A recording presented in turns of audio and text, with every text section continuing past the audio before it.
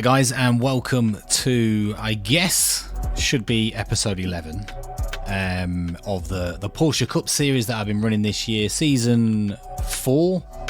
Yeah, season 4 of 2021. Meant to be racing at Tsukuba, and I have done, but not in a way that would be stream worthy, and I'll explain. So my iRating, not my iRating, my safety rating dropped down to 1.82 over the season. I'm not saying I'm completely innocent for that, but there was a lot of examples of where I was taken out, cars hitting me, knocking me off, spinning me off track, and even on some cases, I think there's a bug with the Porsche Cup car, the new one, the 992, which is the first time they've had it this season. Which, you know, there's bugs all the time in new things, because there were several occasions where I didn't even realise I'd even got hit, yet still got a 4X. And I was watching some streams earlier of the touring car series, which I'm a big fan of touring cars anyway.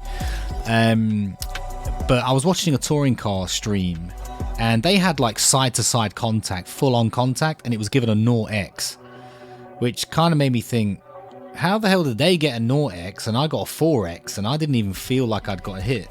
And that was several times. Like if you go back to the Bathurst one, I can't remember which week it was, but if you watch the Bathurst or the Mount Panorama one, you'll kind of see what I'm saying in that, well, when I go livid from being spun off, and even times before that, I got 4x and I had no idea why I got in it. So I think there's something to do with the damage model based in the Porsche Cup 992 that needs to be addressed, because I remember the 991 getting a 0x on several occasions, but this one, I don't think I've ever gotten a 0x. I think it's just straight up 4x, no matter whether you clip something or have a slight bit of contact. But anyway, so I didn't want to drop my license down to, you know, a C class, because I'm a B class at the minute, because then that's a whole season's worth just down the pan. And I'm at 1.82. I've got my last chance to try and build that up. And how do you build it up to over 2.0, which will allow me to keep my license, is you have to do, well, basically, it's called farming your safety rating or safety license, which you would do on Assetto Corsa when you're trying to get your safety rating up there. But in iRacing, you basically just hang around at the back, avoid collisions, don't race anyone, take a hit on your iRating, and the no contacts, completing a race without any incidents will massively bump you up. So I was in the top split. I didn't even qualify. No, I did qualify, but I went round as slow as I could and still qualified 17th out of 24. And I was in the top split, which there was only 2 splits because it's on a Monday night at 9:45 at the time. And basically what I've done is just kind of, once the lights are on green, I'm just chilling out, avoiding everyone. And I had no contacts. And basically what happened is, if I can just get the screen up, I managed to add 1 whole point, 1.0, because there's so many turns at Tsukuba. And let's be fair, if I tried racing properly at Tsukuba, I'm gonna get loads of contact. And all I heard all over the radio throughout the whole of that race was people swearing at each other, calling each other morons, spinning off. There was yellow flags all over the place, and I knew that was going to happen because it's such a short, crazy track, and I just wanted to avoid all of that to try and at least keep my B rating, and I've managed to successfully do that. Thankfully, I've managed to add 1.0, a massive 1.0 to 2.82. It's making me think that actually if I do a race at 11:45, I might actually be able to get that to a 3 and into an A class. But I don't know whether I can be bothered with that. I'm okay staying at B for now. I just didn't want to drop down to a C, because then if I drop down to a D, I can't race in the Porsche Cup.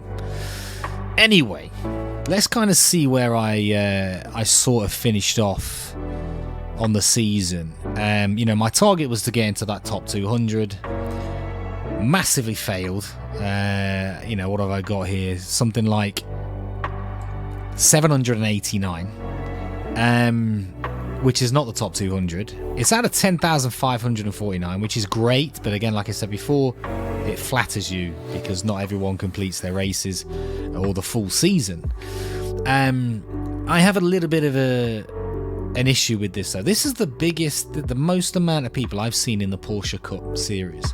And there's 2 series now in the Porsche Cup. There's also the Open and the Fixed.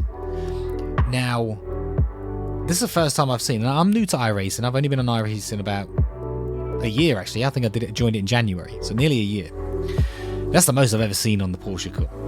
10,000, because there's a lot of money in the championships that you can win and a lot of people racing.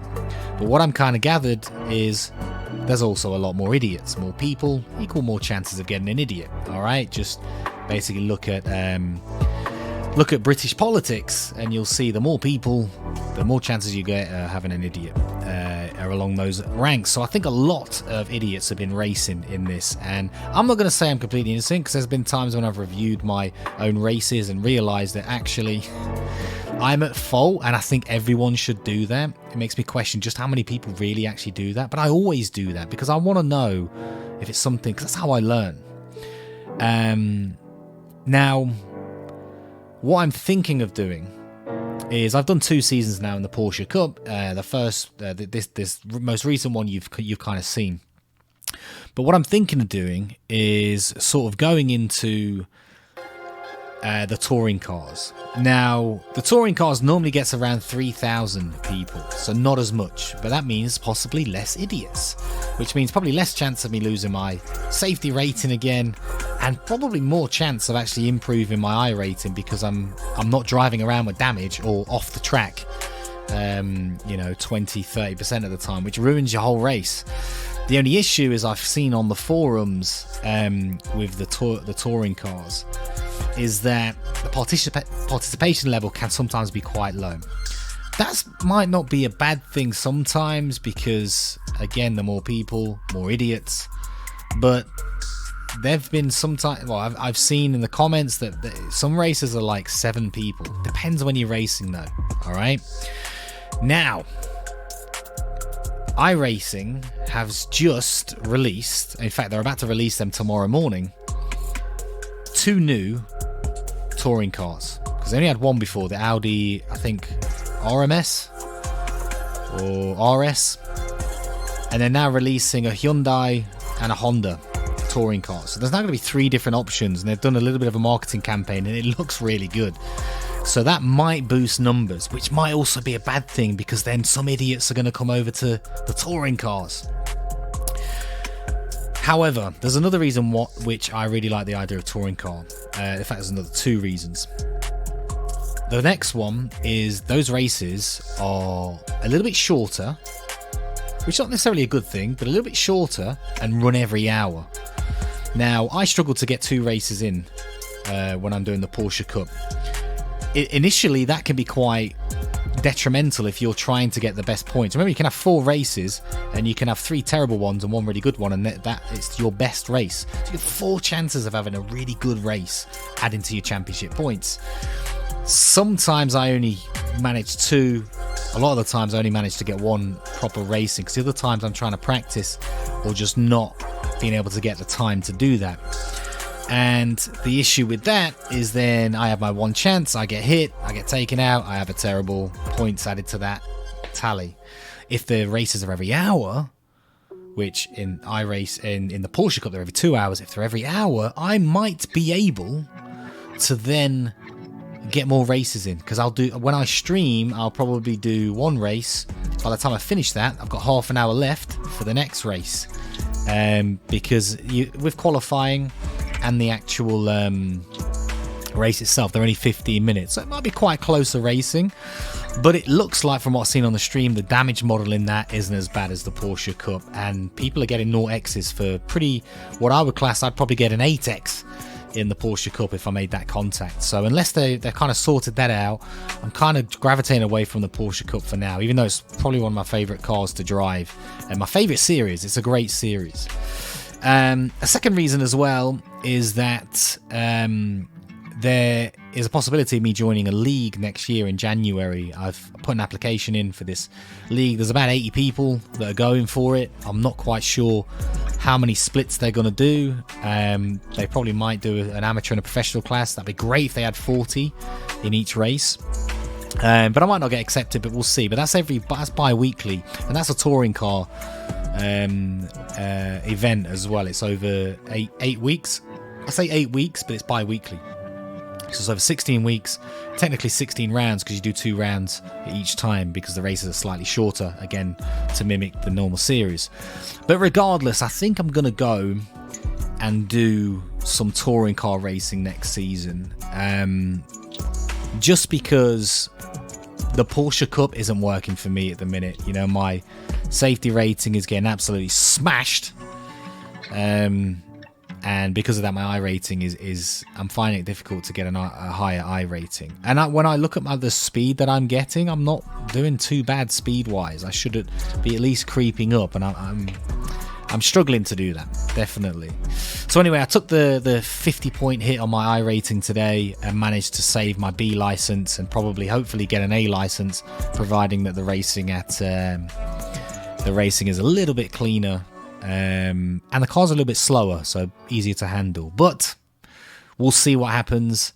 I just wanted to kind of close off this playlist with a little shorter video explaining my decision. Yeah, but for those who managed to watch the majority of this, I massively appreciate it. I appreciate every like, every subscription, every comment, even the bang average guys. Shout out to you guys. Please, if you ever see this in the future, please go into my description and check out the other guys as well, because they put a lot of great content out. And we're a good bunch of geezers, you know. So yeah, that's me pretty much signing off for this season. I might do a race next week in the oval, because that won't damage my road license, and I like doing a 13-week oval race because it's just chaos, but I don't care because nothing really happens to my license, because I ain't bothered about my oval license. So I might do some sort of stream over the weekend and maybe give the touring cars a bit of a test. We'll try and figure out which one I want to purchase, because there's 3 different ones now and I ain't getting all of them. But anyway, thank you very much, and yeah, see you next season in January. Can I get it right on the last one? No! Still get it wrong. Number 2. There you go. Number 2. Jesus.